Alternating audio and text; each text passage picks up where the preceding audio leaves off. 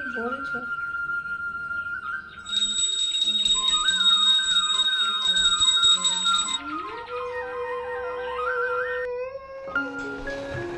নমস্কার বন্ধুরা, কেমন আছো তোমরা সকলে? আশা করছি ভালো আছো। মৌন সংসার নতুন একটি ব্লগে তোমাদের সকলকে জানাই অনেক স্বাগত আর অনেক ভালোবাসা। আজ বুধবার, আজ হচ্ছে মহালয়া। আজ পিতৃপক্ষ শেষ, মাতৃপক্ষ শুরু।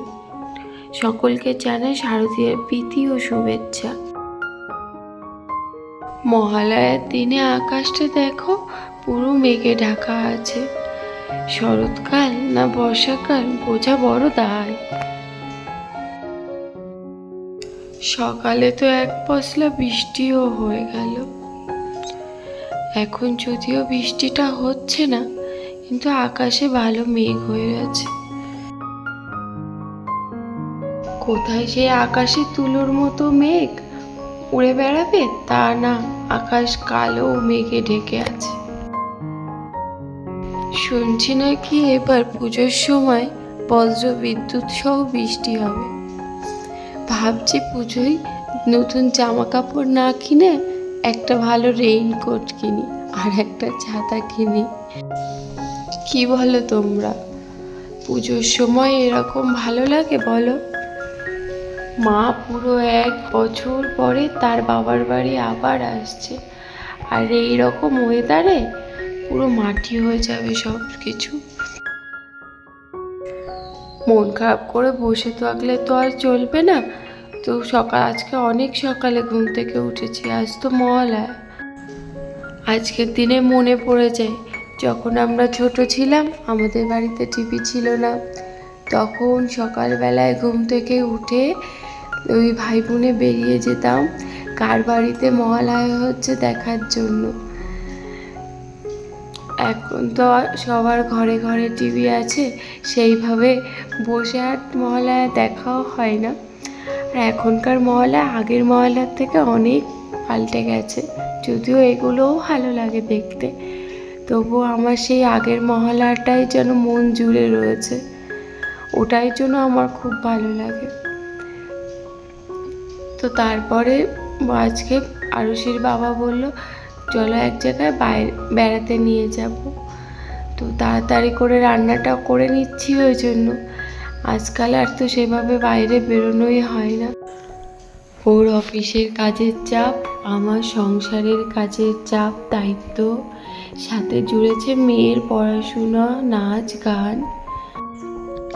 বেড়াতে যাওয়ার নাম করলে কোনো না একটা কোনো কাজ সামনে চলেই আসে।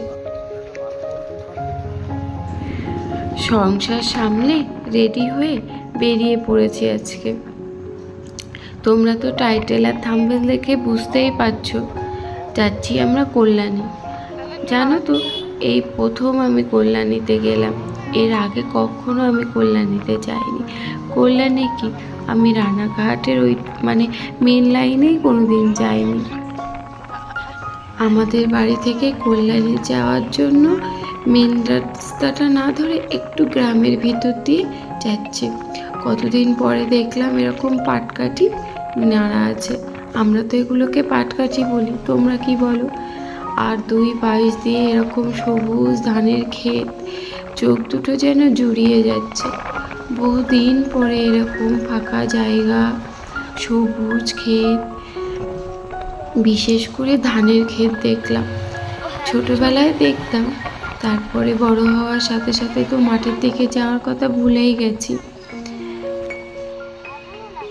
দেখো তো তোমরা কারা কারা এই রাস্তাটা চিনতে পারছো?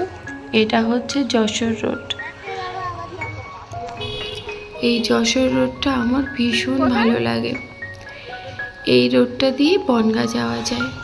এই যে রাস্তার ধারে বড় বড় গাছ, কত যুগ ধরে দাঁড়িয়ে আছে, আমার ভীষণ পছন্দের।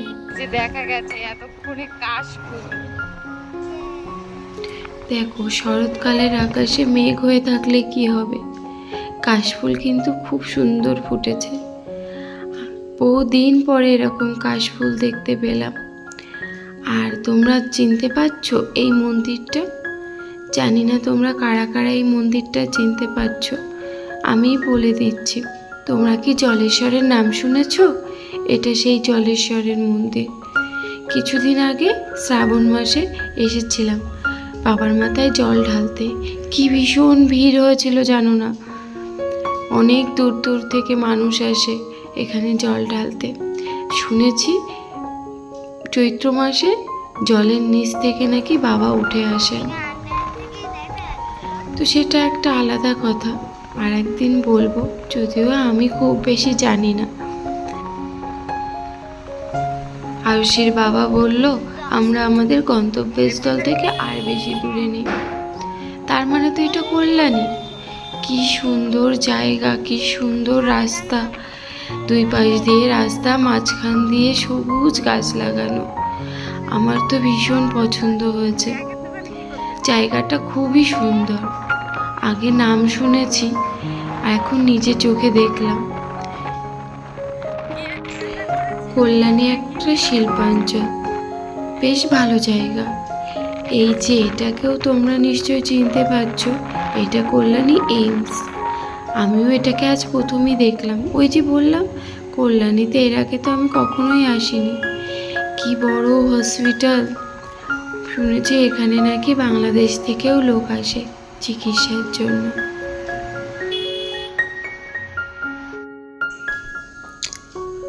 ওই যে দেখতে পাচ্ছ বন্ধুরা, দূরে একটা কিছু শিখা দেখা যাচ্ছে, যেটা আকাশ ছুঁয়ে আছে। ওইটাই দেখতে আমরা এসেছি। এটা হচ্ছে কল্যাণীর ITI মোড়ে সবথেকে বড় দুর্গাপুজো প্যান্ডেল। কি সুন্দর লাইটিং করেছে। পুজো তো আজ থেকেই শুরু হয়ে গেল, ঠাকুর দেখতেও চলে এসেছি। হ্যাঁ, মহালয়ার দিন থেকেই তো পুজো শুরু হয়। মাতৃপক্ষে শুরু হয়ে গেছে মানে পুজোও শুরু হয়ে গেছে। প্যান্ডেলটা যে কি বড়, পুরো যেন মনে হচ্ছে আকাশ ছুঁয়ে আছে। আর সমস্ত প্যান্ডেলটা জুড়ে রয়েছে ঝিনুকের কাজ। আজকের দিনে এই প্যান্ডেলের উদ্বোধন হবে, কিন্তু আমরা আর বেশিক্ষণ অপেক্ষা করিনি। অনেকটা সময় দাঁড়াতে হতো, যদিও দাঁড়িয়ে গেলে হয়তো ভালোই হতো। যা হোক, আরুষির আবার সন্ধ্যার সময় টিউশন আছে, ওই জন্য অপেক্ষা না করে বাড়িতে চলে এসেছিলাম। আর দেখেছো কত মানুষের ভিড়। আমি ভিডিওতে দেখেছি, রাতের লাইটিংটা ভীষণই অসাধারণ। অনেক কষ্ট করে, অনেক দিনের পরিশ্রমের ফসল এটা। খুব সুন্দর হয়েছে, দেখে মন প্রাণ সব জুড়িয়ে গেছে।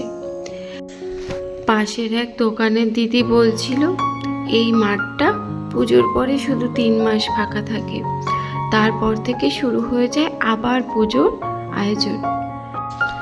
আজকের বিকালটা খুব ভালো গেল। চলো এবার তাহলে বাড়ির দিকে যাওয়া যাক। তোমাদের সাথে দেখা হবে আবার নতুন একটা ভিডিওতে।